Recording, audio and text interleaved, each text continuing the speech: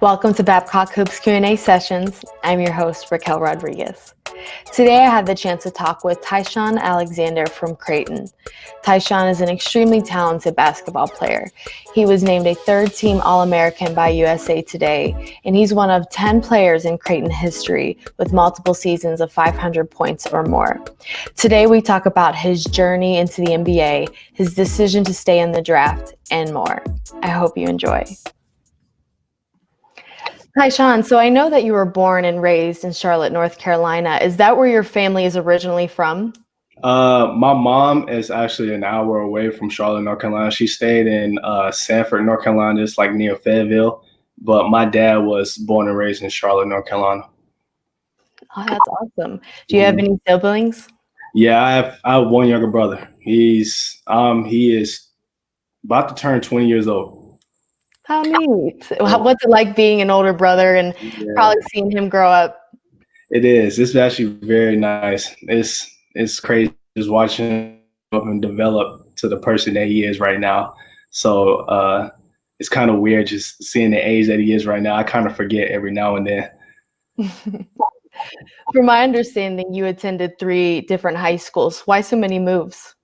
I used to live in Concord, North Carolina. It was about a 45-minute drive. I stayed there since I was in 4th grade because I was playing AAU basketball with a team down in Concord, and we didn't want to drive back and forth because 45 minutes plus 2, that's a couple hours. So we decided to move down to Concord, North Carolina when I was in 4th grade, and we stayed up there to my 9th grade year. And I went to Northside High School. And I was there because of one of my mentors and actually my trainer, Jeff McGinnis.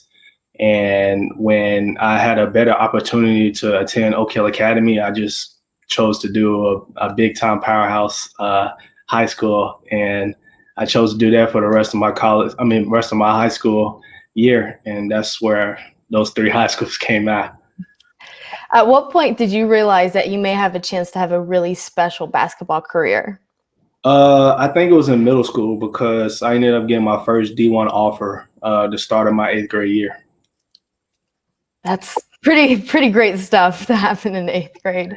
Yeah. So you're from Charlotte, where there are so many great programs nearby, but you decided to go to Creighton in Omaha, Nebraska. How did you end up there?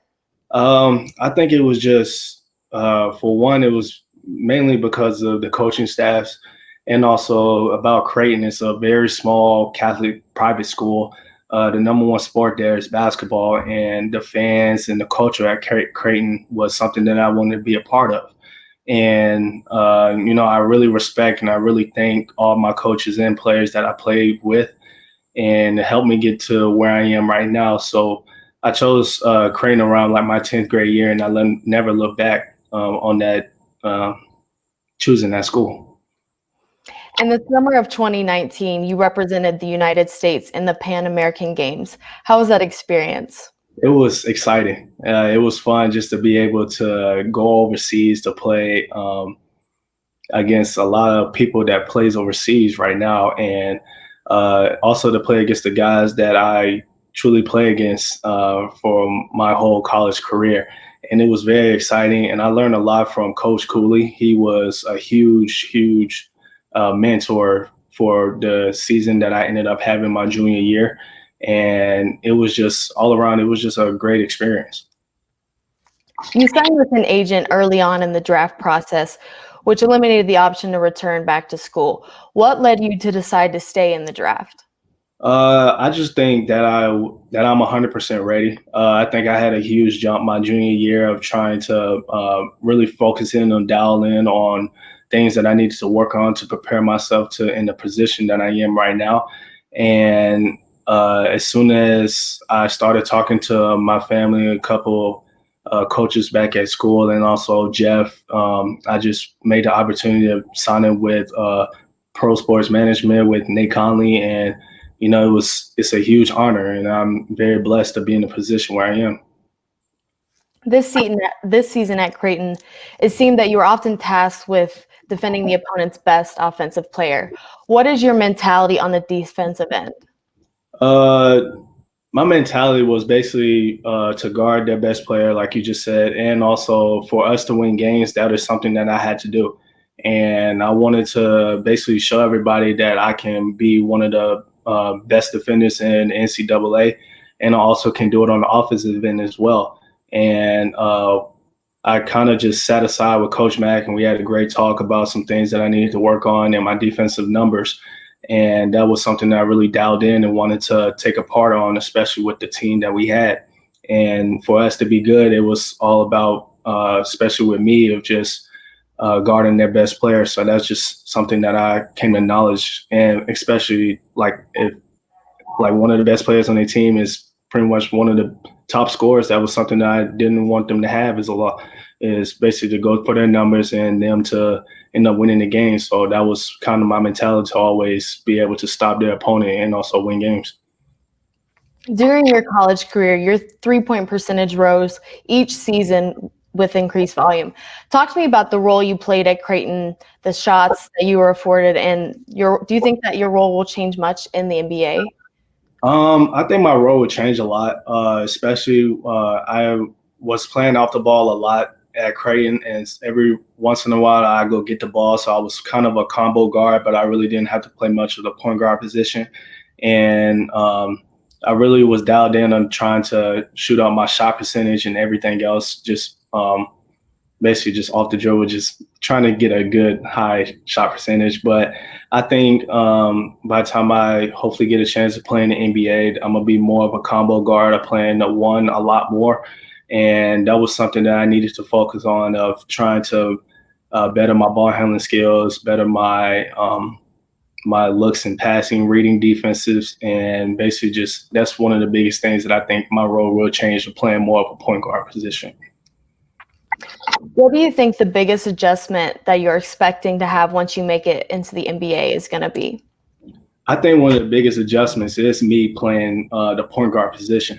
That was something that I normally am I comfortable kind of doing. I mean, that's something that I did my freshman year of college, but that's something that I'm gonna look forward to. I've been working on a lot of things, especially with my ball handling, and that's one of the big adjustments that I'm just gonna have to take. So let's flash forward 5 years from now. What role in the NBA do you expect to fulfill for a team? I'm expected to fulfill a guy that's going to either come off the bench or hopefully start one day and do what I have to do, which is play my role. Whether or not that's going to have the ball in my hand, that's whether or not I'm going to have to stop the best player on the opposite end, and also just contribute and be a team player. Like, that's something that I know that I know I can do. I'm knowing that I pretty much am going to have to play my role, and that's just going to be something I'm going to look forward to. I'm going to just be happy and blessed to be in the position where I am. Is there any current or former players that you like to compare yourself to? I like to compare myself to CJ McCollum. I watch a lot of his games. I try to study his game as much as possible, and I try to mimic a lot of things that he do. He's a great ball handler that a lot of people may not know about. He can create his own shot. Many people, in their opinion, don't know, but he's also a great on-ball defender as well. And he's a combo guard as well. So that's just something that I'm going to have to pretty much just look forward to. What are some things that you would like to improve on your game? A big thing would probably be my athleticism. I've actually been working on that a lot this year, especially during the summertime. I'm trying to increase my vertical, get a lot faster.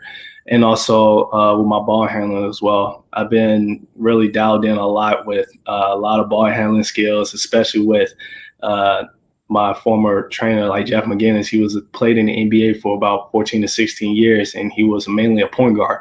So he's really been dialed in and really focusing a lot on his ball handling and just doing things the right way. So this is going to be the last question. Let's pretend you've just entered an elevator with a general manager of a team that's considering selecting you. What's your elevator pitch to why you're his guy? I think, in my opinion, that I'm pretty much going to tell them, like, I'm a very humble and respectful guy. And what they're going to have for me is a hard worker, trying to motivate and be a winner. that's something that I want to do. I want to be able to win games. I want to be able to one day win a championship. And I want to have fun just doing it, because playing basketball is a very fun sport, and you don't want to be mad. You don't want to be all upset at yourself. Like, I want to be able to come in, respect the players that I'm with, have fun doing what I have to do, and just love the game that I'm playing. Ty-Shon, we really appreciate you coming here on Babcock Hoops Q&A Sessions. Thank you very much.